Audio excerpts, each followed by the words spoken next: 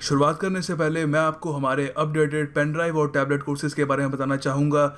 ये pen drive courses in सब examinations के लिए अवेलेबल हैं। एसएससी सीजीएल 2017 का पेन ड्राइव आपको सीएचएसएल एग्जाम क्लियर करने में भी मदद करेगा, और उसके अलावा हमारे पेन ड्राइव बायर्स के लिए हम वीकली वीडियोस भी प्रोवाइड करते हैं।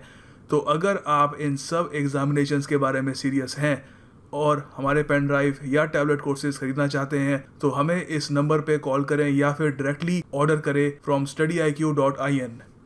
जनवरी महीने की योजना मैगजीन के थीम से रिलेटेड एक कोट है, even with all our technology and invention. जो भी हमने टेक्नोलॉजी में एडवांसमेंट्स कर ली है, बहुत सारी इन्वेंशंस कर ली है जिससे हमारी मॉडर्न लाइफ बहुत ही आसान बन गई है, मगर तब भी सिर्फ एक बड़ा नेचुरल डिजास्टर लगेगा ये सब तबाह करने में और हमें याद दिलाने में कि इस धरती पे here on earth we are still at the mercy of nature. आज भी हम कुदरत की दया पर जीते हैं। कोट है by Neil deGrasse Tyson, American astrophysicist, cosmologist, बहुत ही फेमस पर्सनैलिटी है। चलिए अब शुरू करते हैं योजना मैगजीन के आर्टिकल से। जनवरी 2017 की योजना मैगजीन का थीम है डिजास्टर मैनेजमेंट। तो शुरुआत करते हैं इससे। पहला आर्टिकल हमारे यूनियन मिनिस्टर ने लिखा है, तो लेट्स स्टार्ट। पहला आर्टिकल लिखा है हमारे union minister of state of home affairs Kiren Rijiju ji ने। तो ये कहते हैं कि 18 मार्च 2015 एक हिस्टोरिकल डे था। ऐतिहासिक दिन क्यों था ये? क्योंकि 188 यूनाइटेड नेशंस के जो मेंबर है उन्होंने एक प्लान अडॉप्ट किया, एक 15 साल लंबा प्लान अडॉप्ट किया जिसका नाम है सेंडाई फ्रेमवर्क।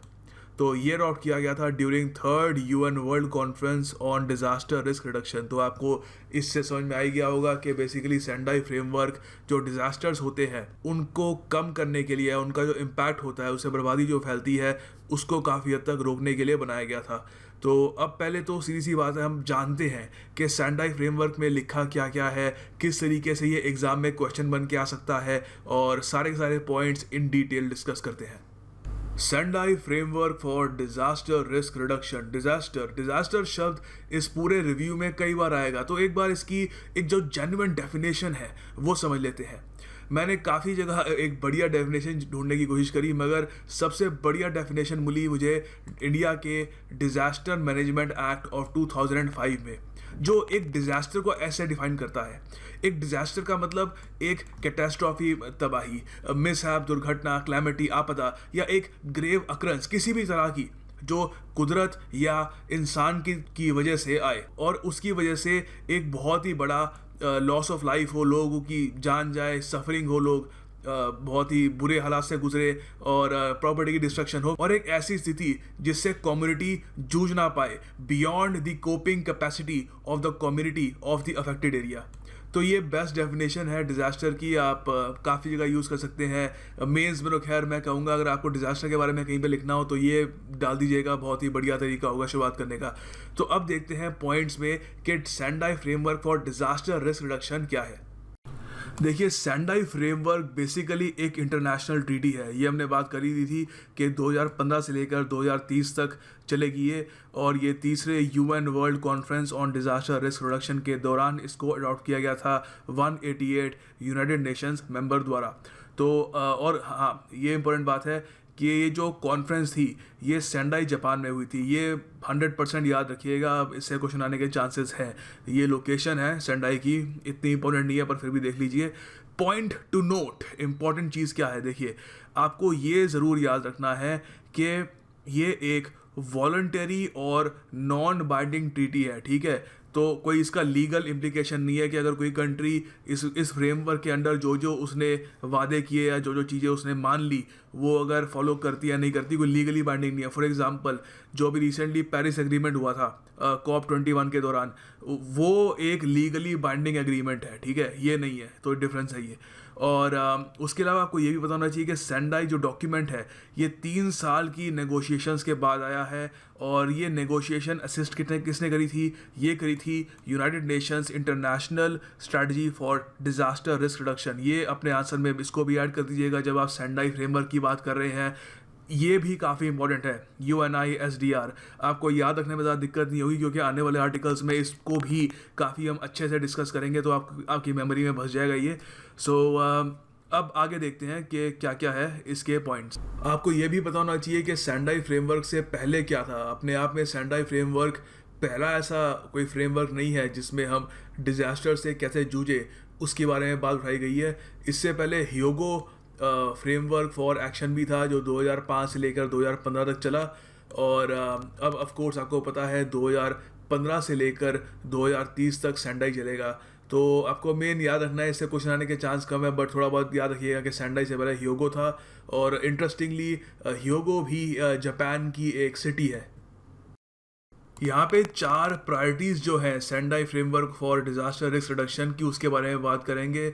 इससे प्रिलिमिनरी एग्जामिनेशन में भी क्वेश्चन बना सकते हैं, और अगर मेंस में आपको सेंडाई के बारे में लिखना है तो आपको ये 4 जो प्रायोरिटीज़ हैं इसकी लिखनी ही होगी, नहीं तो इसके बिना नंबर बहुत कम मिलेंगे क्वेश्चन में। तो ये आसान है याद रखना, कोई ज़्यादा मुश्किल नहीं है। प्रायोरिटी 1 है कि अंडरस्टैंडिंग डिज़ास्टर रिस्क, ठीक है। तो डिज़ास्टर रिस्क मैनेजमेंट आपको समझने के लिए डिज़ास्टर रिस्क समझना होगा। इसमें सारे जो डायमेंशंस हैं डिज़ास्टर रिस्क के वो समझने की ज़रूरत है। ऑल द डिज़ास्टर और इट्स डायमेंशंस ऑफ वनरेबिलिटी, भेद्यता, कैपेसिटी, क्षमता, एक्सपोजर, अनावरण, और ऑफ अनावरण किसका, पर्सनस और एसेट्स, या जो हैज़र्ड होते हैं और कैरेक्टरिस्टिक्स जो होते हैं उसके, और साथ में एनवायरनमेंट, ये सब कीवर्ड्स हैं, ठीक है। तो प्रायोरिटी 1 आपको मेन याद रखना है यहाँ पे अंडरस्टैंडिंग डिज़ास्टर रिस्क, और साथ में कीवर्ड जो है वनरेबिलिटी, कैपेसिटी, एक्सपोजर वगैरह, ये सब भी डाल दीजिएगा। अब देखते हैं कि प्रायोरिटी 2 क्या है। प्रायोरिटी 2 है strengthening disaster risk governance to manage disaster risk. ये बहुत ज़्यादा इंपॉर्टेंट है क्योंकि अगर कोई डिज़ास्टर होता है, कोई आपदा आती है, तो उससे जूझने के लिए हमें नेशनल, रीजनल, ग्लोबल लेवल्स पे कोऑपरेशन करने की ज़रूरत है। और यहाँ पे यही बात गई है कि इंश्योरिंग कोहेरेंस मतलब जुटना, किसका जुटना, ऑफ नेशनल और लोकल फ्रेमवर्क जो बना रखे हैं, of laws, regulations, public policies, और साथ में उनको इनकरेज करना और ये इंसेंटिवाइज करना, प्रोत्साहन करना। किसको प्रोत्साहन करना, पब्लिक प्राइवेट पार्टनरशिप की कोऑपरेशन को, ताकि मिल के वो जो डिज़ास्टर रिस्क है उसको कम कर सके और ऑफ कोर्स लोगों की जान बच सके। तो ये होगी प्रायोरिटी 2। प्रायोरिटी 3 देखते हैं। प्रायोरिटी 3 है investing in disaster risk reduction for resilience. तो रेजिलियंस को बेसिकली यहाँ पर फोकस किया है यहाँ पे। तो इसमें बेसिकली बात की गई है प्राइवेट और पब्लिक इन्वेस्टमेंट की डिज़ास्टर रिस्क प्रिवेंशन में थ्रू स्ट्रक्चरल और नॉन स्ट्रक्चरल मेजर्स। तो इससे क्या होगा, बेसिकली इन सब मेजर से, ये तो पहली बात तो ऐसे जो मेजर्स होते हैं प्राइवेट पब्लिक इन्वेस्टमेंट जब मिल के करते हैं डिज़ास्टर रिस्क प्रिवेंशन में, तो पहली बात तो ये कॉस्ट इफेक्टिव होते हैं। दूसरी बात, ये बहुत ही ज़रूरी होते हैं, इंस्ट्रूमेंटल होते हैं, जिससे हम ज़िंदगी बचा सकते हैं और जो नुकसान होता है एक डिज़ास्टर के दौरान वो भी कम कर सकते हैं। और उससे एक और चीज़ होती है, हम इंश्योर कर सकते हैं इफेक्टिव रिकवरी और रिहेबिलिटेशन। जो प्रायोरिटी 4 है वो रिहेबिलिटेशन और रिकवरी के बारे में ही है। तो अब देखते हैं पॉइंट 4 को। प्रायोरिटी 4 है enhancing disaster preparedness for effective response to build back better, वापस बेहतर बनाए। ये प्रायोरिटी 4 बहुत इंपॉर्टेंट है और याद रखने में भी आसान है। ये BBB से आप याद रख सकते हो, बिल्ड बैक बेटर, वापस बेहतर बनाए।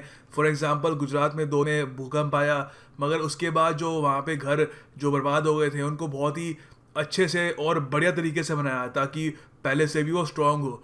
तो ये in recovery and rehabilitation and reconstruction. This experience indicates that disaster preparedness needs to be strengthened for more effective response and ensure capacities are in place for effective recovery.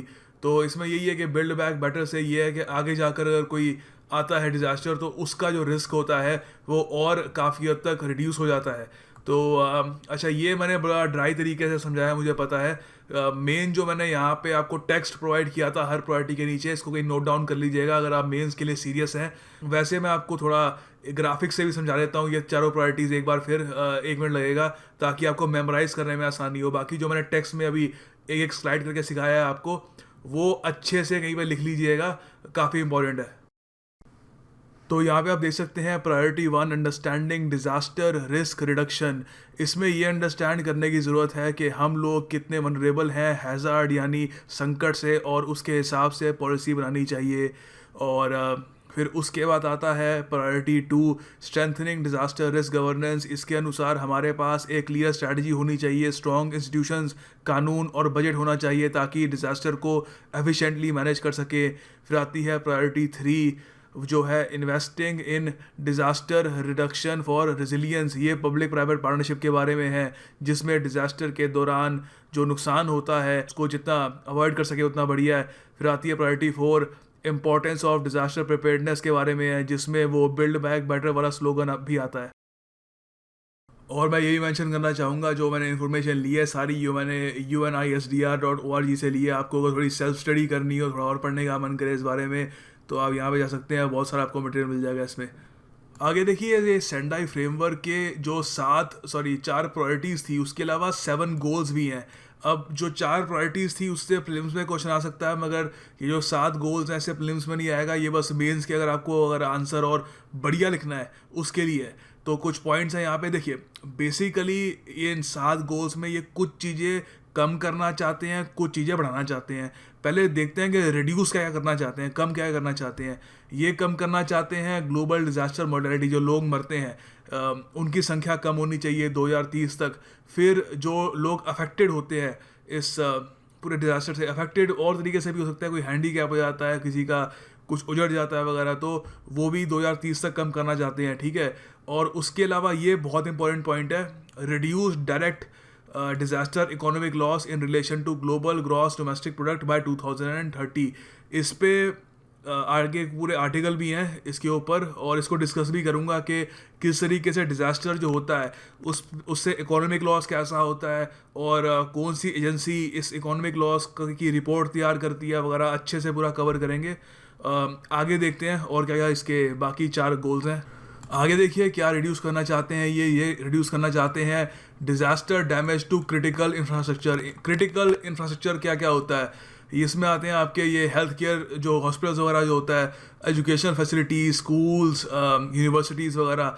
तो ये ज़्यादा resilient होनी चाहिए 2030 तक। रेजिलिएंट कैसे होंगी, बेहतर तरीके से आप कर लीजिए, आर्किटेक्चर उनका बड़ी ऐसा होना चाहिए कि वो झेल पाएँ ऐसे ये डिज़ास्टर जैसे अर्थक्वेक्स वगैरह, और जो मटेरियल यूज़ होता है वो भी ज़्यादा बढ़िया होना चाहिए ताकि वो विथस्टैंड कर पाए, रेजिलियंस दिखा पाएँ। फिर अब चलो, ये तो जो 4 पॉइंट्स हमने कवर किए हैं, ये तो था रिड्यूस क्या करना चाहते हैं। अब बढ़ाना क्या चाहते हैं, 3 चीज़ें बढ़ाना चाहते हैं बेसिकली। एक तो ये है नंबर ऑफ कंट्रीज बढ़ाना चाहते हैं जिनके पास एक नेशनल और local disaster risk reduction strategy हो, एक रणनीति हो कि किस तरीके से कोई अगर संकट आ जाता है तो उससे कैसे निपटे। ये 2020 तक ये करना चाहते हैं। उसके बाद है कि काफ़ी हद तक इंटरनेशनल कोऑपरेशन बढ़ाना चाहते हैं डेवलपिंग कंट्रीज़ में, डेवलपिंग कंट्रीज़ आपको पता है इंडिया, इंडोनेशिया, ब्राज़ील वगैरह, तो ताकि इनके पास एक कॉम्पिटेंट सपोर्ट हो इनके पास नेशनल लेवल पे, जिससे ये फ्रेमवर्क की जो सारी ये गाइडलाइंस है एक तरीके से उनको इम्प्लीमेंट कर सके बाय 2030। और फाइनली ये भी है कि जो डिज़ास्टर होने वाला है उसके जो अर्ली वार्निंग सिस्टम है वो भी मुहैया कराए जाएँ अलग अलग देशों को 2030 तक। अब हालांकि ये जो अर्ली वार्निंग सिस्टम है इनसे कुछ ज़रा हो तो पाता है नहीं। अर्थक्वेक के लिए क्या आप अर्ली वार्निंग सिस्टम कर लोगे, कुछ पता नहीं लगता कब आने वाला है, विद इन सेकेंड्स आपको बस न्यूज़ मिलती है, तब तक आप कुछ कर भी नहीं सकते। सुनामी के लिए थोड़ा बहुत आपको 1-2 मिनट पहले वार्निंग मिल सकती है, उससे कुछ हद तक आप कर सकते हो, बट स्टिल जितना टाइम आपको मिले उतना बढ़िया है। तो ये अर्ली वार्निंग सिस्टम जो है ये भी बढ़ाना चाहते हैं, इसकी एक्सेस जो है ये बढ़ाना चाहते हैं। तो ये हो गए 7 गोल्स। ये 7 गोल्स आप लिख देंगे 4 प्रायोरिटीज़ के साथ, तो बहुत ही बढ़िया आंसर हो जाएगा आपका। ऑल राइट, सो सेंडाई फ्रेमवर्क की लंबी चौड़ी एक्सप्लेनेशन के बाद, सॉरी अगर ज़्यादा लंबा हो गया, बट मैंने सोचा देखिए हर आर्टिकल में आगे जाके सेंडाई फ्रेमवर्क का जिक्र आएगा, तो फ्रेगमेंटेड वे में आपको अलग अलग करके हर आर्टिकल में समझाने से अच्छा था कि एक बार एक कंसेप्चुअल क्लैरिटी आपको मिल जाए, तो आगे जाकर जब भी सेंडाई फ्रेमवर्क की बात होगी तो आपको समझ में आ जाएगा कि किस बारे में बात कर रहे हैं, ठीक है। तो बेसिकली यहाँ पे बताया गया कि सेंडाई फ्रेमवर्क के बाद भारत सरकार ने कौन कौन से और ज़्यादा कदम उठाए। तो लिखा है यहाँ पे कि government has taken several important initiatives post Sendai declaration. तो यहाँ पे कुछ इनिशिएटिव्स बताए गए हैं जो सरकार ने लिए हैं सेंडाई फ्रेमवर्क के बाद, कुछ 4 या 5 है। तो सबसे पहला ये है, as committed during Sendai conference India has successfully hosted the Asian ministerial conference on disaster reduction. तो एक बार ये भी करते हैं, पूरा इसका क्लियर करते हैं कि है क्या, बेसिकली पॉइंट्स में समझ लेंगे। और ये नवंबर 2016 में ये हुई थी, और इसमें इंडिया ने अडॉप्ट किया न्यू दिल्ली डिक्लेरेशन। ये सारा पॉइंट्स में एक बार पढ़ लेंगे अभी। और उसके अलावा regional action plan for implementation of Sendai framework. ये रीजनल एक्शन प्लान जो है, ये ऑफ कोर्स जो एक नेशन है वो अपने रीजन के अंदर जो हो रहा है, जो उसको प्लान वगैरह इम्प्लीमेंट करना है उसके बारे में, ग्लोबल प्लान के बारे में नहीं है। तो अब चलो देखते हैं पहले ये Asian ministerial conference on disaster risk reduction 2016 points में देखते हैं कि क्या क्या था इसमें और क्या क्या इंपॉर्टेंट पॉइंट्स है, क्वेश्चन कैसे आ सकता है इससे। Asian ministerial conference on disaster risk reduction, देखिए इसके बारे में जो आपको मेन पॉइंट जानने की ज़रूरत है कि पहली बात तो इस कॉन्फ्रेंस को इनाग्रेट किसने किया, इससे क्वेश्चन आ सकता है। तो हमारे जो प्राइम मिनिस्टर हैं मोदी जी, उन्होंने किया इनाग्रेट, ठीक है। और इसके अलावा आपको यही पता होना चाहिए दिल्ली में हुई थी ये, ठीक है, ये कंफ्यूज मत कर लेना। और उसके अलावा देखिए ये पहली बार नहीं है कि इंडिया ने ये जो कॉन्फ्रेंस है ये होस्ट करी थी। इससे पहले इंडिया ने 2007 में भी ये एशियन कॉन्फ्रेंस जो है डिजास्टर रिस्क रिडक्शन की, ये होस्ट कर रखा है इंडिया ने। और ये जो हुई थी 2016 वाली न्यू दिल्ली वाली जो हुई थी, उसमें मोदी जी ने एक 10 पॉइंट एजेंडा भी आउटलाइन किया। तो ये 10 पॉइंट एजेंडा पढ़ लेते हैं। मैं आपको सीधा जो मैगजीन है उससे दिखा देता हूँ। तो ये है वो 10 पॉइंट एजेंडा आपके सामने यहाँ पर। तो पढ़ देता हूँ आपके लिए। पहला तो ये, ensure that all development projects, airports, roads, canals, hospitals वगैरह सब are build to appropriate disaster resilience standards and contribute to resilience of communities they seek to serve, build a coalition to support. Basically यही है, जो भी बनाओ ऐसा बनाओ कि कभी कोई भूकंप आ जाए, सुनामी आ जाए, कुछ भी आ जाए, बस मतलब खड़ा रहे बेसिकली, ठीक है। तो ये फर्स्ट है। सेकंड है कि work towards risk coverage for all, सबके लिए होना चाहिए, गरीब आदमी से लेकर जो स्मॉल और मीडियम एंटरप्राइजेज होती हैं उनके लिए, और उसके बाद जो मल्टीनेशनल कॉरपोरेशन होती हैं अमीर उनके लिए। तो बेसिकली गरीब से लेकर अमीर तक बीच में जो सब आते हैं उनके लिए होना चाहिए ये। और फिर थर्ड है कि encourage greater involvement and leadership of women in disaster risk management, औरतों का इसमें काफ़ी कंट्रीब्यूशन होना चाहिए। फिर ये है कि invest in risk mapping globally for hazards. Basically इसमें जो दुनिया भर में और जगह जहाँ पे डिजास्टर्स आ सकते हैं उसकी भी रिसर्च करनी चाहिए। बाकी देशों को भी देखना चाहिए कि जैसे रीजन है, ठीक है, वहाँ पर काफ़ी सारे देश हैं, तो उनको पूरा और जगह जहाँ पे डिजास्टर्स हो रहे हैं उसको भी मैप करने की ज़रूरत है। और फिर फिफ्थ है कि leverage technology to enhance the efficiency of our disaster risk management. Basically technology का और इस्तेमाल होना चाहिए। Develop a network of universities to work on disaster issue, ये इंपॉर्टेंट है। ये काफ़ी सारी यूनिवर्सिटीज़ खुलनी चाहिए जिसमें हम स्पेसिफिकली डिजास्टर इशूज़ से रिलेटेड वहाँ पे एक शोध हो, रिसर्च हो।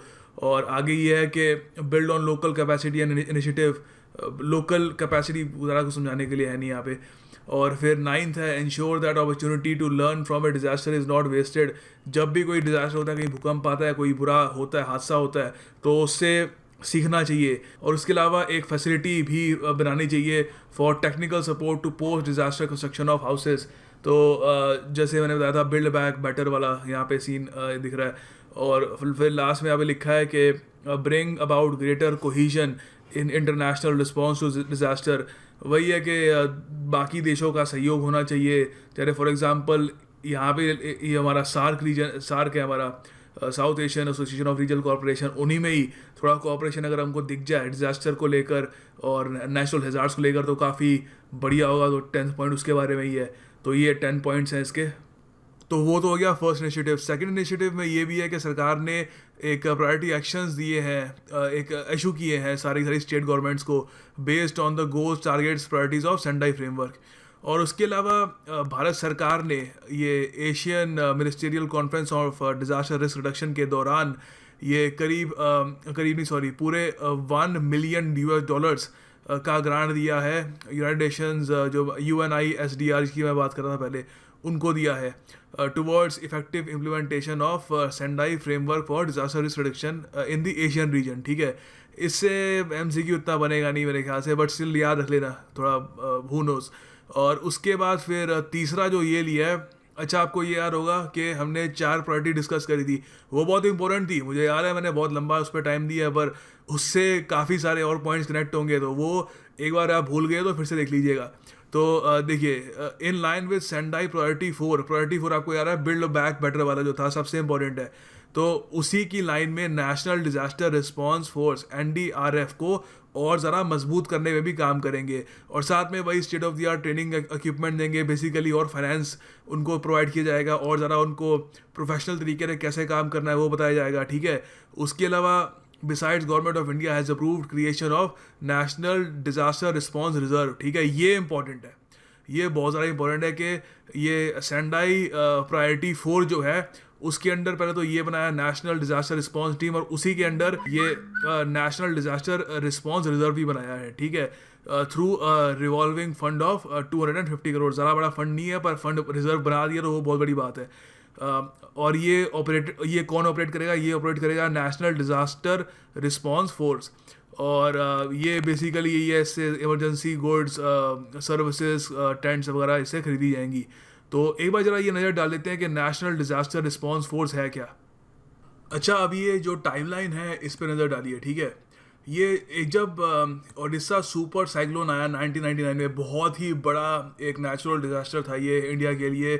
करीब एस्टिमेट है कि 10,000 से लेकर 30,000 तक लोग मरे थे, और 1999 में $4.4 बिलियन का नुकसान हुआ। बहुत बहुत बड़ी रकम है। और उसके बाद आपको ये तो खैर काफ़ी फेमस हुआ, गुजरात का अर्थक्वेक ये भी हुआ, फिर इंडियन ओशन सुनामी आई थी जिसमें श्रीलंका को भी बहुत बड़ा नुकसान हुआ था। तो इस सब के बाद सरकार ने कुछ मेजर्स लिए ताकि ऐसे जो नेचुरल डिजास्टर्स हैं उनसे बचा जा सके। तो उसके लिए बनाई गई डिजास्टर मैनेजमेंट एक्ट पास किया गया 2005 में, ठीक है। और इस एक्ट के अंडर हमने सेट किया नेशनल डिजास्टर मैनेजमेंट अथॉरिटी को, ठीक है। और उसी के बाद फिर करीब 1 साल बाद ये बना दी हमने नेशनल डिजास्टर रिस्पांस फोर्स, ये 2006 में बनी, ठीक है। तो ये इसकी टाइमलाइन है। अब एक बार जरा MCQ कर देते हैं इससे, ताकि थोड़ा बहुत आपको याद भी रहे। तो देखिए MCQ भी बनता है। यहाँ पे आपके सामने 2 स्टेटमेंट है, आपको बताना है कि इनमें कौन सी सही है कौन सी गलत है। पहली है कि जो पेरेंट एजेंसी है नेशनल डिजास्टर मैनेजमेंट अथॉरिटी की, NDMA की, ये मिनिस्ट्री ऑफ होम अफेयर्स है, ठीक है। सेकेंड है कि जो चेयरमैन है NDMA के वो होम मिनिस्टर है। तो ओके, होपफुली आपने वीडियो पॉज करके क्वेश्चन अटेम्प्ट कर लिया होगा। देखिए इसका जो आंसर है ये जो है फर्स्ट स्टेटमेंट जो है इसकी ये नहीं है। फर्स्ट स्टेटमेंट है ये होम मिनिस्ट्री होम अफेयर्स के अंडर ही आता है ये NDMA, मगर जो चेयरमैन होते हैं NDMA के ये होम मिनिस्टर नहीं होते, ये प्राइम मिनिस्टर होते हैं। तो ऑफ कोर्स हमारे प्राइम मिनिस्टर नरेंद्र मोदी जी इस वक्त चेयरमैन है NDMA के, होम मिनिस्टर नहीं है। So only one is true. अच्छा, तो वापस मैगजीन पे आते हैं। थर्ड इनिशिएटिव डिस्कस करने के बाद देखते हैं चौथा और गवर्नमेंट ने क्या किया है। गवर्नमेंट ने काफ़ी बार जो भी भारत सरकार के एक्सपीरियंस रहे हैं एक डिज़ास्टर से डील करने पे, वो बाकी देशों के साथ भी शेयर किए हैं। जैसे यहाँ पे लिखा है as it did during Japan earthquake in 2011, फिर नेपाल अर्थक्वेक के दौरान भी इंडिया ने अपना जो एक्सपीरियंस था वो शेयर किया है। फिर आगे लिखा था government of India is making consistent efforts to promote regional cooperation by hosting the SAARC disaster management centre. तो इसके बारे में भी बात करेंगे। सार्क डिजास्टर मैनेजमेंट सेंटर क्या है? To reduce disaster risk in the region by and promoting knowledge sharing among SAARC countries. आगे यहाँ पे south Asian disaster management exercise की बात की गई है। ये SADMAX है, ये अजीब सा एक्रोनिम है। तो ये बताया गया कि इसमें भी सरकार ने काफ़ी इनिशिएटिव लिए। दिल्ली में हुआ था, मेन ध्यान रखना, क्वेश्चन पे ध्यान रखना है कि SADMAX रिसेंटली 2015 में लास्ट टाइम जो हुआ था दिल्ली में हुआ था, ठीक है। और उसके बाद फिर यहाँ पे ये भी बात की है Indian national centre for ocean information services. इससे एक MCQ बनता है। अभी MCQ पूछता हूँ आपसे, MCQ ट्राई करते हैं पहले इसका।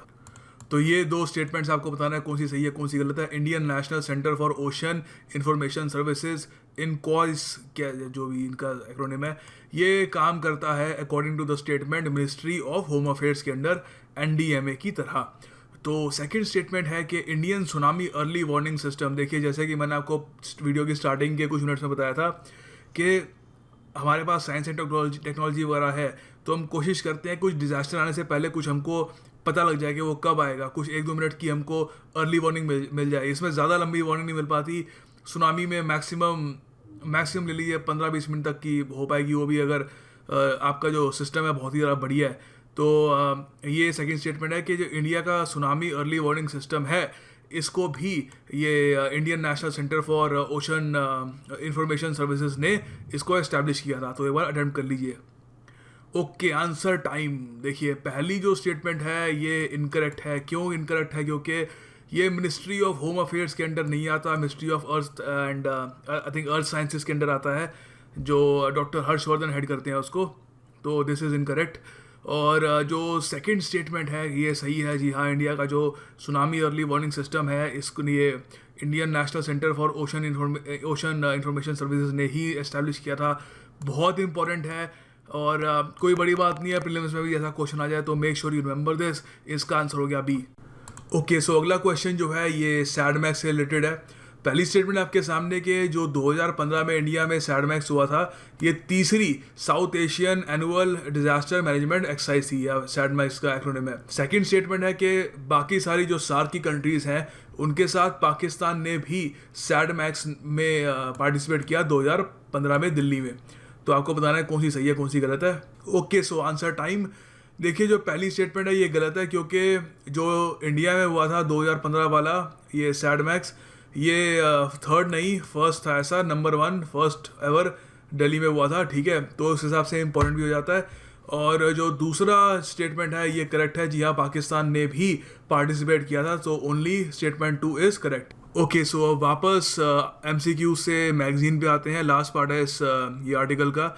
एक तो बहुत ही इंपॉर्टेंट फैक्ट है, याद रखना, इससे क्वेश्चन आने के फुल चांस हैं, अच्छे चांस हैं। आई मीन, एक तो ये है कि AMCDRR जो है Asian industrial conference for disaster risk reduction, अगली जो होगी नई दिल्ली के बाद जो होगी 2018 में, वो होगी मंगोलिया में। ठीक है, तो बेसिकली जो दिल्ली में हुई थी ये डिजास्टर रिस्क रिडक्शन की कॉन्फ्रेंस, उसमें 2 मेन डॉक्यूमेंट्स निकल के आए। एक तो था न्यू दिल्ली डिक्लेरेशन, उसकी बारे में भी बात करेंगे अभी।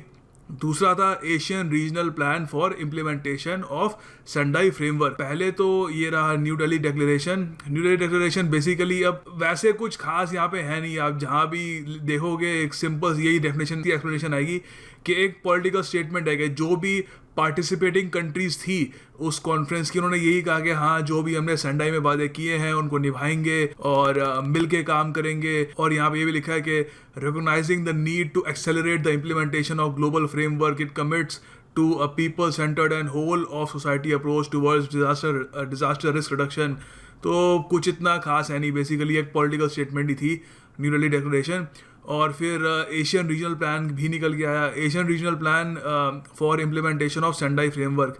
ये इसमें बेसिकली हाउ टू की बात की गई है। अच्छा, तो क्वेश्चन एक MCQ इससे भी बन सकता है कि एशियन रीजनल प्लान में जो हाउ टू वाले जो पॉइंट्स निकले हैं वो नेशनल लेवल पे हैं या इंटरनेशनल लेवल पे।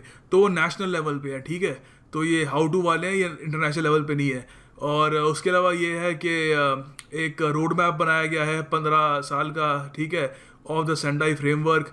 और साथ में एक ये भी इम्पॉर्टेंट है, और उसके अलावा एक 2 साल का एक्शन प्लान भी बनाया गया है। तो वैसे इतना इन डेप्थ पूछेंगे नहीं कि 15 साल का जो प्लान है उसके साथ एक 2 साल का एक्शन प्लान भी बनाया गया नहीं बनाया गया, पर फिर भी अगर आपको कहीं पे लिखना हो तो आप ऐड कर सकते हो, एक्स्ट्रा पॉइंट्स मिल जाएंगे आपको उसके। और उसके अलावा अगर आप यहाँ पे नज़र डालें तो लिखा हुआ है the conference also commemorated the first world tsunami awareness day.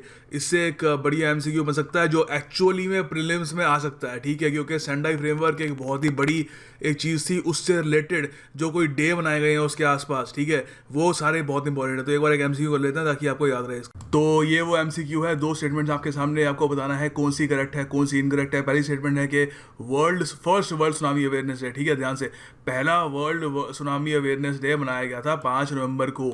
Second statement है कि जो इसका थीम था वो था effective education and evacuation drills. तो आपको बताना है कौन सा सही है कौन सा गलत है। ओके, सो आपने होपफुली वीडियो पॉज करके क्वेश्चन अटेम्प्ट कर लिया होगा। तो जो इसका जो स्टेटमेंट है, first statement is correct, no problem. इसकी जो डेट है 5 नवंबर, अपने माइंड में ड्रिल कर लेना, प्रीलिम्स में इससे क्वेश्चन आने के चांस है, एक नंबर इजी का मिल जाएगा। ठीक है, सेकंड है कि एक तो हाँ ये भी याद रखना कि पहली थी है। ठीक है, यही पूछ सकते हैं कि दूसरी थी या तीसरी, पहली थी अपने आप में। तो पहली जो भी चीज़ होती है अपने आप में इंपॉर्टेंट हो जाती है। ठीक है, और सेकंड जो है इसका थीम यही है, effective education and evacuation drill. तो ये स्टेटमेंट भी सही है। थीम्स UPSC को बहुत पसंद है, तो ये भी याद रखना। ठीक है, और सो इसका जो आंसर हो गया बोथ 1 and 2 आर करेक्ट। अगले आर्टिकल में हम आ चुके हैं, इसका टाइटल है managing risks of disasters for sustainable development, PG Dhar साहब ने लिखा है, पीजी धार चक्रवर्ती जी ने। ये बहुत ही बड़ी शख्सियत है, देखा जाए यहाँ पे आप देख सकते हैं। एनडीएमए जिसकी मैं बात कर रहा था अभी, हमने क्वेश्चन भी किया था, उसके सेक्रेटरी रह चुके हैं। सेक्रेटरी टॉप बॉस होता है, ठीक है। तो उसके अलावा और भी आप देख सकते हैं यहाँ पे यूएन में भी काम करा हुआ है इन्होंने, सार्क के डिजास्टर मैनेजमेंट सेंटर में भी काम कर रखा है, बहुत एक्सपीरियंस आदमी है। तो आर्टिकल छोटा सा है, इसमें पता नहीं क्यों इन्होंने डिटेल्स इतने डाला नहीं है, पर मैं अलग अलग वेबसाइट से मैंने खूब सारे कंपाइल किए हैं डिटेल्स, सारे स्टैट्स वगैरह, ताकि आपको कभी आंसर वगैरह बनाना हो वो आपको उसमें आसानी हो, और उसके अलावा नॉलेज भी आपकी बढ़े। तो पहले एक बार देखते हैं आर्टिकल का एक दो पैराग्राफ देखते हैं उसमें लिखा क्या। तो ये पूरा आर्टिकल है, यहाँ पे बेसिकली डिजास्टर रिस्क मैनेजमेंट की थ्योरी जो है, एक बेसिक इंट्रोडक्शन जो होता है वो दिया हुआ है, इतना इंपॉर्टेंट नहीं है। और नीचे यहाँ पे वही आप जो मैंने बार बार रिपीट कर रहा था, बिल्डिंग बैक बेटर, ये हर आर्टिकल में दिखेगा। जहाँ भी आपको कहीं आंसर लिखना हो और उसमें आपको डिजास्टर रिस्क मैनेजमेंट के बारे में लिखना हो, बिल्डिंग बैक बेटर 100% आपको डालना ही डालना है। एग्जामिनर देखेगा कि आपने वो लिखा नहीं लिखा। तो मेन देखिए यहाँ पे लिखा हुआ है कि जो हमारी सस्टेनेबल डेवलपमेंट का जो गोल होता है, ठीक है, जहाँ पे भी यहाँ पे लिखा है सस्टेनेबल डेवलपमेंट गोल जो होते हैं यूएन ने सेट किए हैं, उनको कितना बड़ा झटका लगता है डिजास्टर की वजह से, ठीक है। तो यहाँ पे बताया कि इकोनॉमिक लॉसेस कौन कौन से होते हैं, और जो as per an estimate of UNISDR, एक पिछले 2 साल में 1.3 मिलियन लोग मरे हैं ये डिजास्टर से, और उसके अलावा 4.4 बिलियन लोग डायरेक्टली इफेक्ट हुए हैं, और $2 ट्रिलियन का नुकसान हुआ है। ये वैसे जो डाटा है मुझे इनएडिक्वेट लग रहा है, तो मैं आपको स्लाइड में प्रॉपर एक इसका आपको सिस्टमेटिक डाटा दे देता हूँ ताकि आपको कभी काम आ सके। अच्छा, वो जो रिपोर्ट है उसके बारे में पढ़ने से पहले रिपोर्ट से रिलेटेड एक MCQ करके देखते हैं, आपको याद रखने में आसानी होगी इससे। तो उस रिपोर्ट का नाम क्या है जो UNISDR रिलीज़ करता है हर 2 साल में एक बार? तो आपके सामने ये ऑप्शन है, आप गैस करिए, गैस ही कर सकते हैं आई थिंक, अगर पता हो तो बता दोगे। तो वैसे देखिए इसका आंसर ये है option 1, global assessment report on disaster risk reduction, ठीक है। तो 2 साल में एक बार आती है रिपोर्ट, और UNISDR निकालता है रिपोर्ट को, बहुत इंपॉर्टेंट है ये अपने आप में, ठीक है, याद रखना है आपको। तो अब इस रिपोर्ट के जो पॉइंट्स हैं वो देखते हैं, उससे पता लगेगा कि इकोनॉमिकली कितना डैमेज पहुंचता है पूरी दुनिया को ये डिजास्टर्स की वजह से। तो यहाँ पे यूएन की global assessment report on disaster risk reduction जो है उसके इंपॉर्टेंट पॉइंट्स मैंने यहाँ पे लिखे हैं। ये 2015 की जो रिपोर्ट है उससे लिया है मैंने, ठीक है। तो एक तो है कि जो इकोनॉमिक लॉसेज होते हैं, ठीक है, वो एवरेज माना गया है कि 250 बिलियन से लेकर 300 बिलियन हर साल होते हैं। एवरेज है, कम ज़्यादा भी हो सकता है, ईयर पे डिपेंड करता है, ठीक है। तो उसके अलावा ये भी है कि ये जो लॉसेज हैं ये बढ़ते भी रहेंगे क्लाइमेट चेंज की वजह से। ग्लोबल वार्मिंग हो रही है तो उसकी वजह से भी सी लेवल्स और बढ़ेंगे, तो हो सकता है कि ये लॉसेज भी बढ़ें। और उसके अलावा जो मौतें होती हैं ज़्यादातर लो और मिडिल इनकम कंट्रीज जैसे होती हैं, ये इंडिया, बांग्लादेश वगैरह ऐसी कंट्रीज़ में ये ज़्यादा होती हैं और ये बढ़ती जा रही हैं। और उसके अलावा ये भी है कि जो लॉसेस का इमीडिएट इफेक्ट होता है वो काफ़ी बार उसको लोग अंडर एस्टिमेट कर देते हैं, उतना नहीं वो जज कर पाता कि जितना डीप उसका लॉस होता है। और क्योंकि इनिशियली जो उसका लॉस होता है वो लो इनकम हाउस होल्ड्स और कम्युनिटीज़ और स्मॉल बिजनेसेस एब्जॉर्ब कर लेते हैं, मगर ओवर द ईयर्स जो तबाही मची थी उसका इम्पैक्ट जो है उसका वो लॉसेस में दिखना शुरू हो जाता है, और दिखता है कि जो एरिया में जो डेवलपमेंट वहाँ पे होनी चाहिए थी उससे बहुत कम हो रही होती है।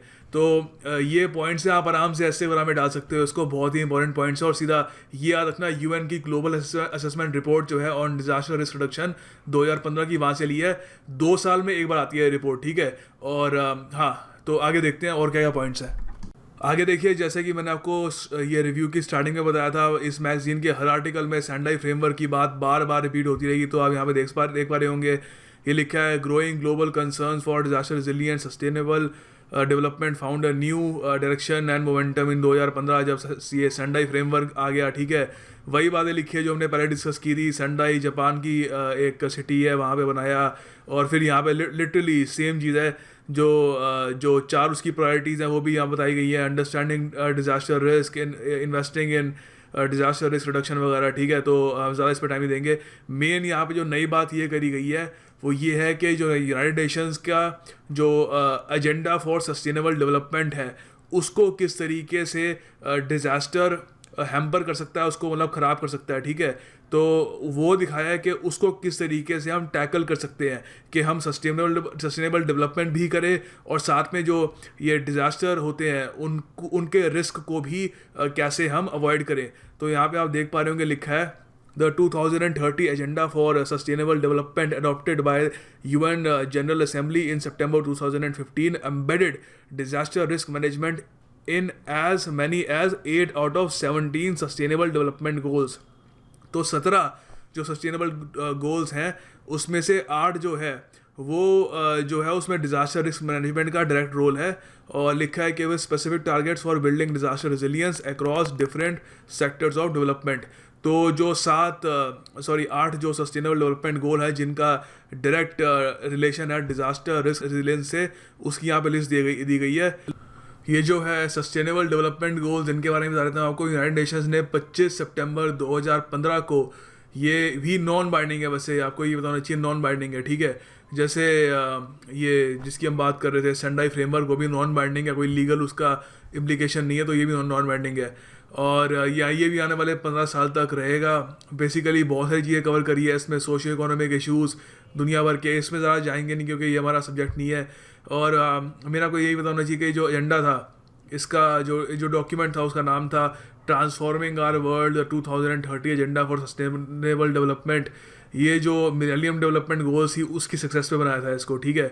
तो अब आगे देखते हैं कि किस तरीके से जो ये 17 नॉन बाइंडिंग गोल्स हैं इनमें जो डिज़ास्टर रिस्क रिडक्शन है उसकी जगह कहाँ पे आती है। ऑल राइट, तो आप अपनी स्क्रीन पर देख पा रहे होंगे वो 15 sustainable development goals. Goal number 1 no poverty, goal number 2 zero hunger, number 3 है good health and well being. ये सब अभी बताऊंगा किस तरीके से डिज़ास्टर रिस्क रिडक्शन से कनेक्टेड है, आर्टिकल में दिया हुआ योजना के। तो 4 है क्वालिटी एजुकेशन, बाकी आप देख सकते हैं जेंडर इक्वालिटी है, clean water, sustainable cities and communities, और उसके अलावा अफोर्डेबल एनर्जी वगैरह, ठीक है। तो अब ये देखते हैं कि किस तरीके से ये sustainable development goals disaster risk reduction से कनेक्टेड है। तो हम वापस मैगजीन के आर्टिकल पे आ गए हैं। आप देख सकते हैं सस्टेनेबल डेवलपमेंट गोल्स लिखे हैं और जो उनका टारगेट है डिज़ास्टर रिस्क रेजिलियंस, उसका जो रिलेशन है वो दिया हुआ है। तो यहाँ पे आप देख सकते हैं एंडिंग ऑल पॉवर्टी, जो हमने सेम अभी देखा रहा वही है, ठीक है। और जो उसका रिलेशन है कि जो ये होते हैं क्लाइमेट रिलेटेड एक्सट्रीम इवेंट्स या डिज़ास्टर्स होते हैं, क्लाइमेट रिलेटेड आपको पता है बाढ़ आ जाती है या सूखा बढ़ जाता है, तो उससे पावर्टी सीधी सी बात है बढ़ जाएगी। बाढ़ या सूखे में बिल्कुल जो लाइवलीहुड होता है सब तबाह हो जाता है, सब कुछ जो एक्चुअली किसी भी इवेंट में होता है, पर बाढ़ या सूखे में उन्हें ज़्यादातर देखा है बहुत ज़्यादा बड़े स्केल पर लोगों की ज़िंदगी इफेक्ट होती है उससे, ठीक है। और फिर उसके बाद यहाँ पे ये भी लिखा है कि ending hunger, achieving food security and promoting sustainable agriculture. ये कैसे कर सकते हैं? Strengthen capacity for adaptation of climate change. ये बेसिकली इसको जोड़ा इन्होंने क्लाइमेट चेंज से, ताकि अगर क्लाइमेट चेंज को अगर हम कंट्रोल करें तो एक्सट्रीम वेदर पैटर्न्स नहीं होंगे। जैसे मैंने आपको अभी बताया था ये इसमें गोल 1 में ये सूखा नहीं पड़ेगा, बाढ़ नहीं आएगी और बाकी जो और डिजास्टर हो जाते हैं वो नहीं आएंगे, ठीक है। आगे फिर गोल 3 दिया हुआ है इंश्योरिंग हेल्थी लाइव्स। ये कैसे कर सकते हैं? Develop early warning system. जैसे मैंने आपको बताया सुनामी के लिए अर्ली वार्निंग सिस्टम हम डेवलप करते हैं सैटेलाइट के थ्रू, जिससे हमको वार्निंग मिल जाती है सुनामी आ रही है भागो। तो ये है। फिर उसके बाद है गोल 4 है ensuring inclusive and equitable quality education. तो इसका टारगेट यह है कि build and upgrade educational facilities that are safe from disasters. ये मैंने वहाँ पे ये बात करी थी कि ऐसी ये तो खैर ये है कि स्कूल और यूनिवर्सिटीज़ ऐसी होनी चाहिए जो डिज़ास्टर्स को झेल पाए। जैसे फॉर एग्जांपल जो मुकेश अंबानी का जो घर बना है $1 बिलियन का मुंबई में, क्या नाम क्या उसका, अंटीला जो भी है, तो वो बताते हैं कि 8 मैग्नीट्यूड का रिक्टर स्केल का जो अर्थक्वेक है वो भी झेलने की उसमें कैपेसिटी है। तो पूरी मुंबई फ्लैट हो जाएगी, वो अकेला खड़ा रहेगा। तो उस लेवल की एक तरीके से होता ना स्ट्रेंथ होनी चाहिए हमारी एजुकेशनल फैसिलिटीज़ की। और फिर यहाँ पे लिखा है कि बिल्डिंग रिजिलियंट इंफ्रास्ट्रक्चर, वही है घूम के, develop quality and reliable infrastructure that are resilient to disasters. तो यहाँ पे बात कर रहे थे एजुकेशनल इंस्टीट्यूशंस ऐसे होने चाहिए जो डिजास्टर से बचे रहे। यहाँ पे सारे जो बाकी इंफ्रास्ट्रक्चर है उस सबको ले लिया है, उसमें सब आ जाता है, हाउसिंग आ जाती है, आपके जो रोड्स आ जाती हैं, सब आ जाता है इसमें, ठीक है। और फिर गोल 11 है making cities and human settlement safe and resilient from sustainable development.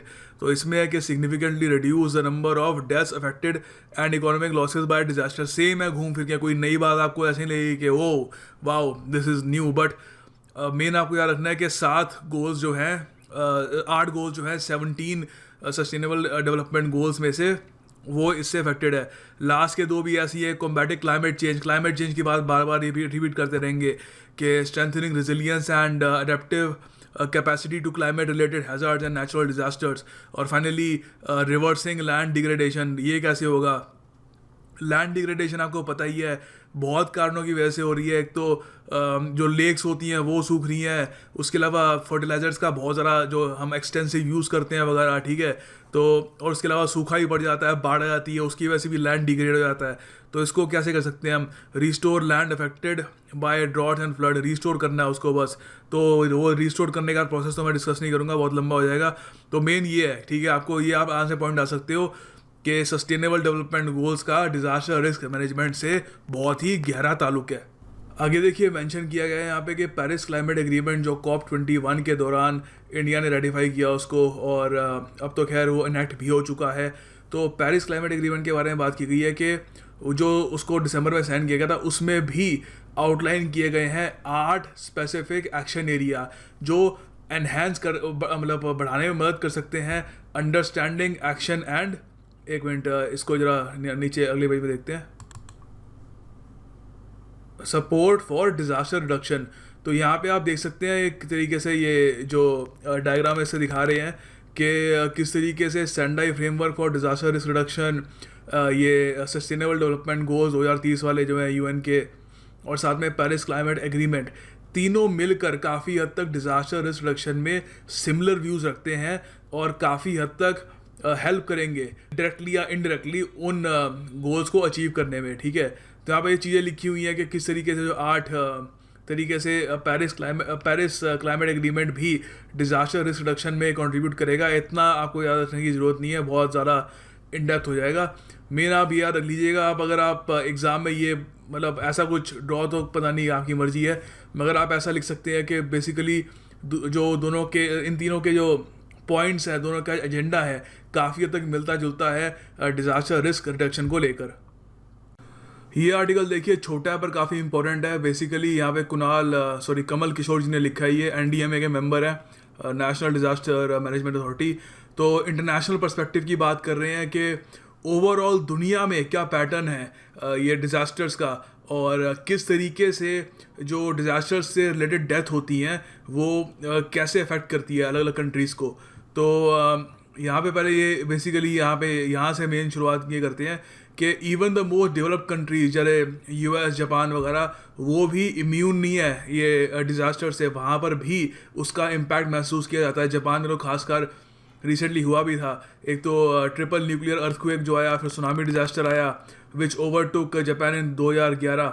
उसके अलावा फिर हरिकेन कैटरीना आया न्यू ऑरलियंस में, ये US में है, ठीक है। और फिर 2003 में हीट वेव्स आई जिसमें 70,000 लोगों की जान गई यूरोप में, जो एक रिमाइंडर है इस फैक्ट का कि ऐसा नहीं कि सिर्फ इंडिया, बांग्लादेश, पाकिस्तान ऐसे देशों में ही इससे तबाही मचती है, अमीर देशों में भी होती है। तो आगे इन्होंने ये एक ऑर्गेनाइजेशन है CRED, उसके खूब सारे यहाँ पे फैक्ट्स दिए हुए हैं, मैं आपको स्लाइड में दिखा देता हूँ। इतने फैक्ट्स हैं नहीं एक्चुअली, ये आपको दिखाई देता हूँ। ये बेसिकली बार ग्राफ्स वाला दिखाए हैं कि कितने डिज़ास्टर्स हुए हैं 1966 से 2015 तक, ठीक है। और हैज़ार्ड टाइप दिखाए हैं किस टाइप के हुए हैं, ठीक है। यहाँ पे आप देख सकते हैं जो ये है ब्लू लाइन है, ये फ्लड्स को रिप्रेजेंट करती है। तो फ्लड सबसे ज़्यादा आए हैं, उसके बाद सेकंड नंबर पे स्टॉर्म्स आए हैं, फिर जो है ये अर्थक्वेक लास्ट में आए हैं, ठीक है। तो इससे इतनी कोई इन्फॉर्मेशन मिलती नहीं है। मैं आपको CRED की जो वेदर रिलेटेड डिजास्टर्स की रिपोर्ट है 1995 से लेकर 2015 तक की, वो आपको स्लाइड्स में दिखा देता हूँ, काफ़ी उसमें इंपॉर्टेंट इन्फॉर्मेशन मिलेगी। अच्छा, CRED का जो डाटा है वो डिस्कस करने से पहले एक बार CRED के बारे में बता दूंगा आपको। ये ब्रसल्स में लोकेटेड है, क्वेश्चन आ सकता है। इसकी जो रिपोर्ट्स होती है काफ़ी फेमस है डिजास्टर को लेकर। CRED की फुल फॉर्म भी है centre for research on epidemiology of disasters. तो ये इसका जो हेडक्वार्टर्स नहीं, ये वैसे लोकेटेड है ये ब्रसल्स में। ब्रसल्स आपको पता है बेल्जियम का कैपिटल है। तो इसका डाटा देखते हैं आप। तो देखिए ये रिपोर्ट है, काफ़ी फेमस भी हुई थी recently, the human cost of weather related disasters 1995 to 2015। ये जॉइंटली रिलीज करी थी UNISDR और CRED ने। तो यहाँ पे इसके पॉइंट्स हैं।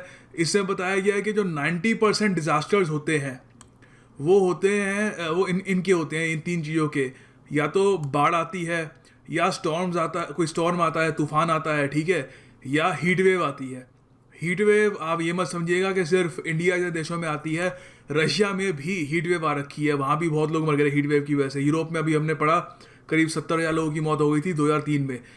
तो 90% जो डिजास्टर्स होते हैं अर्थक्वेक्स इतने नहीं आते, जबकि हम लोग ज़्यादा डिजास्टर्स जब भी हम सोचते हैं अर्थक्वेक्स वगैरह पर, ज़्यादातर फ्लड्स, स्टॉर्म्स और हीट वेव्स 90% ये कॉन्स्टिट्यूट करते हैं, ठीक है।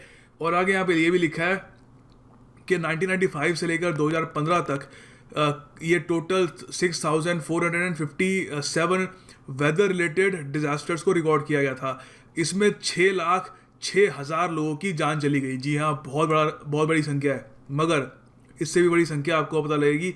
चलिए ठीक है, इसमें तो 30,000 लोग पर एनम हो गया। इसमें एडिशनल 4.1 बिलियन लोग, बिलियन बी, ठीक है, ये लोग इंजर्ड हो गए, या इनका घर उजड़ गया, या इनको इमरजेंसी की ज़रूरत थी। अब आप कह रहे हो कि प्रशांत सर बिलियन नहीं होगा, मिलियन होगा, पर भाई बिलियन ही है। आप देख सकते हैं यहाँ पे रिपोर्ट है, ये आप यहाँ पे देख सकते हैं लिखा हुआ है 4.1 billion human cost of weather related disasters. बहुत बड़ी संख्या है, और इसको हमें इमीडिएटली इस पे काम करना होगा। अच्छा, ये रिपोर्ट काफ़ी इंपॉर्टेंट है, और इससे रिलेटेड और जो पॉइंट्स हैं वो भी डिस्कस करते हैं। आगे देखिए, बताया कि फ्लडिंग जो होती है, बाढ़ जो आती है, वो अकेले 47% रिस्पॉन्सिबल है सारे के सारे वेदर रिलेटेड डिजास्टर से, जिससे 2.3 बिलियन लोग इससे डायरेक्टली अफेक्ट हुए हैं। और 95% जो है ये 2.3 बिलियन लोग के ये एशिया में रहते हैं, ठीक है। और फ्लडिंग से थोड़ा जो कम फ्रीक्वेंट है वो है स्टॉर्म्स। वो बहुत ही डेडली माना गया है। सबसे ज़्यादा लोग जो हैं वो स्टॉर्म्स में मरते हैं, ठीक है। और पिछले 21 सालों में करीब नहीं पूरे ये, हाँ करीब ही है, 2,42,000 लोग मरे हैं, ठीक है। ये सारा डाटा आप अपने आंसर्स में इंक्लूड कर सकते हैं। उसके अलावा यही बताया गया है कि वेदर रिलेटेड डिजास्टर्स जो है और ज़्यादा फ्रीक्वेंट बन रहे हैं, और ज़्यादा हर साल उनकी तादाद बढ़ रही है। और ये EMDAT डाटा जो है इसका भी यहाँ पे मेंशन किया गया था। EMDAT क्या है? कुछ नहीं है, ये CRED का ही एक पार्ट है, EMDAT इंटरनेशनल डिज़ास्टर डाटाबेस। तो अच्छा, ये आगे देखते हैं और क्या क्या लिखा है। तो आपके सामने अगर मान लीजिए ऐसा कोई क्वेश्चन आता है प्रीलिम्स में, तो अब आप इसका आंसर कर सकते हैं। पहली स्टेटमेंट है कि जो बाढ़ होती है ये बहुत ज़्यादा आती है, और सबसे ज़्यादा लोगों को भी बाढ़ ही मारती है। सेकंड है कि जो स्टॉर्म्स, आंधी तूफान होता है, वो जो बाढ़ से कम आता है मगर बाढ़ से ज़्यादा लोगों को मार देता है। थर्ड स्टेटमेंट है कि जो एक्सट्रीम टेम्परेचर्स होते हैं, हीट वेव वगैरह, वो उतने ही लोगों को मारते हैं जितने बाढ़ से आते हैं, जितने बाढ़ से मरते हैं। और लास्ट है कि जो सूखा पड़ने से जो मौतें होती हैं वो काफ़ी कम होती है अगर हम कंपेयर करें उसको कि बाढ़ या आंधी तूफान से। तो अब हमने पूरा जो लंबा चौड़ा डिस्कस किया, आप आराम से ऑप्शन बी पे टिक कर सकते हैं। सिर्फ सेकंड, थर्ड और फोर्थ स्टेटमेंट करेक्ट है। जो फर्स्ट है करेक्ट इसलिए नहीं है क्योंकि सबसे ज़्यादा जो मौतें होती हैं वो स्टॉर्म्स, आंधी तूफान की वजह से होती है, फ्लड्स की वजह से नहीं होती। हालांकि फ्लड्स आंधी तूफान से ज़्यादा फ्रीक्वेंट है, ज़रा बार ये आते हैं। अगला आर्टिकल देखिए, ट्रॉमा केयर सेंटर के बारे में है। गोल्डन आवर का कॉन्सेप्ट बताया गया है यहाँ पे। तो यहाँ पे बताया गया कि ये कहा जाता है कि जो सबसे पहले एक इंजर्ड पेशेंट होता है, डिजास्टर हो गया वहाँ पे, किसी को चोट लग जाती है, तो जो सबसे पहले एक पेशेंट को छूता है वो डिटरमाइन करता है कि वो पेशेंट बचेगा या नहीं बचेगा। तो यहाँ पे ये बताया गया है कि जो ट्रॉमा केयर फैसिलिटी है उसमें अगर पेशेंट को गोल्डन आवर में पहुँचाया जाए, गोल्डन आवर होता है जो पहला 1 घंटा होता है इंजरी लेने के बाद का, जो पहला 1 घंटा होता है उसको गोल्डन आवर कहते हैं। मगर इंडिया में हमारे यहाँ इंफ्रास्ट्रक्चर की इतनी कमी है, हॉस्पिटल्स के पास इतने बेड्स नहीं है, पहली बात तो हॉस्पिटल्स ही नहीं है कई जगह पे, ठीक है।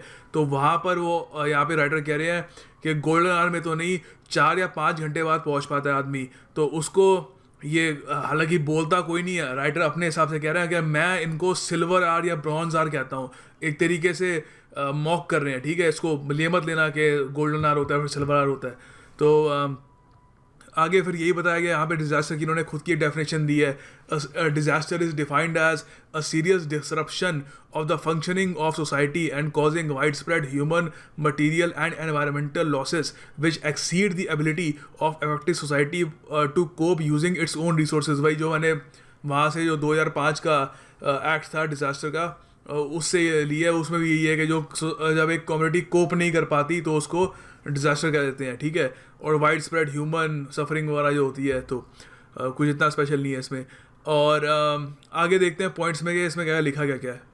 और आगे देखिए आर्टिकल में बहुत ज़्यादा इन डेप्थ इन्होंने जो गोल्डन आवर का कॉन्सेप्ट है वो डिस्कस कर रखा है, और ट्रॉमा सेंटर्स जो एम्स वगैरह है वो इतना हमारे लिए इंपॉर्टेंट है नहीं यूपीएससी पॉइंट ऑफ व्यू से।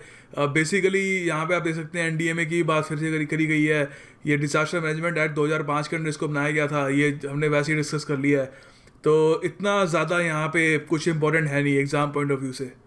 आगे देखिए केमिकल डिजास्टर्स की बात की गई है, बहुत ही ज़्यादा इन डेप्थ इसमें केमिकल डिजास्टर्स को डिस्कस किया गया है।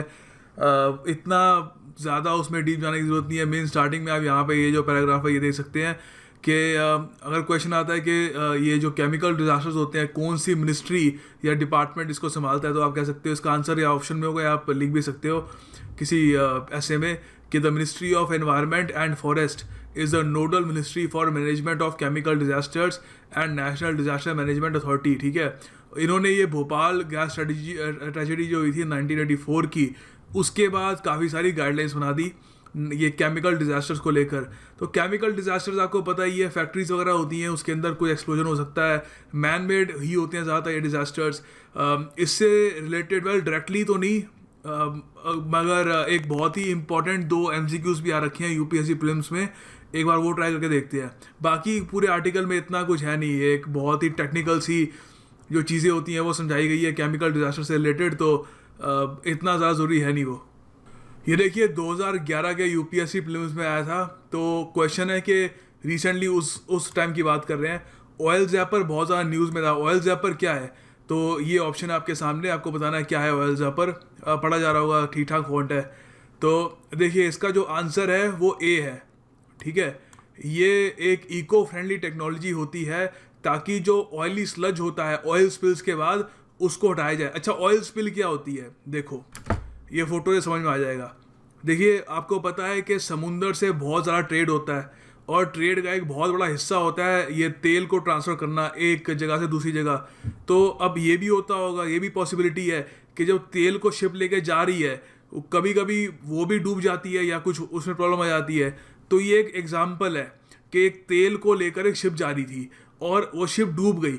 अब आप इमेजिन करिए वो शिप जब डूब जाती है, जो तेल होता है उसके अंदर वो सारा बाहर आ जाता है। अब तेल जब बाहर आता है तो तेल मिक्स तो होता है नहीं वो पानी में, बस ऊपर फ्लोट करता रहता है। तो उससे जो वहाँ पे मरीन लाइफ जो होती है, वहाँ पे ऑर्गेनिज्म जो होते हैं उनको बड़ा नुकसान होता है। पूरा वहाँ का ये मान लीजिए आप जो इकोसिस्टम होता है सब खराब हो जाता है। तो ये है बेसिकली ऑयल स्पिल। और जो ये है ऑयल जैपर, ये बेसिकली ऑयल स्पिल को एक तरीके से उसको कॉम्बैट करने के लिए एक इको फ्रेंडली टेक्निक है उसकी, ठीक है। अगला आर्टिकल देखिए साइकोलॉजिकल फर्स्ट एड के ऊपर है। जैसे कोई अर्थक्वेक आ जाता है, सुनामी आ जाता है, तो लोग इतनी तबाही देके, इतनी बर्बादी देके मानसिक रूप से बहुत ज़्यादा इससे इम्पैक्ट उनको होता है। तो नेगेटिव इम्पैक्ट को ही काउंटर करने की ज़रूरत है। लिखा है यहाँ पे India has been vulnerable to natural calamities ranging from floods, सब कुछ आता है हमारे यहाँ। फ्लड्स आते हैं, सूखा आता है, साइक्लोन आते हैं, भूकंप आता है, सुनामियाँ भी आती हैं। तो इसकी वजह से क्या होता है कि जो लोग उससे गुजरते हैं साइकोलॉजिकल ट्रामा उनको बहुत ज़्यादा हो जाता है। तो यहाँ पे फ़ोटो देख सकते हैं आप, बिल्कुल पैरानॉइड्स हो जाता है आदमी। तो इतना कुछ ज़्यादा है नहीं, थ्योरी सी लिखी हुई है यहाँ पे इसके बारे में। ये WHO का एक फ्रेमवर्क के बारे में बात की गई है। यहाँ पे सीधा वो देखते हैं, यहाँ पे आप देख सकते हैं WHO की वो फ्रेमवर्क की बात की गई है जो साइकोलॉजिकल एड प्रोवाइड करता है। तो ये फ्रेमवर्क कैसे काम करता है देखिए, पहले तो look in order to understand the needs of affected people, जो जिनके साथ हुआ है, जो भी मतलब तबाही वाला जिन्होंने देखा है उसका मंजर, उनको देखो कि उनको कितना अफेक्ट हुआ है उससे। और लिसन, और उनसे मतलब बात करने की कोशिश करो, और लिंक, थोड़ा प्रैक्टिकल सपोर्ट दो उनको वगैरह। तो बेसिकली यही है, एक फ्रेमवर्क है WHO का, लुक, लिसन, लिंक। प्रीलिम्स में क्वेश्चन आने के चांस कम है, but you never really know, ये भी याद रख लेना। फाइनली मैं एक कोट से ही ये वीडियो ख़त्म करना चाहूँगा। मिस्टर बान की मून की कोट है, फॉर्मर यूएन सेक्रेटरी जनरल रह चुके हैं, ऑफ कोर्स काफ़ी फेमस पर्सनैलिटी है। कोट बहुत शानदार है। ये है कि we must shift from a culture of reaction जैसे कभी भूकंप आ गया, सुनामी आ गई, तो उस कल्चर से शिफ्ट करके हमको एक कल्चर ऑफ प्रिवेंशन की तौर पे बढ़ना होगा।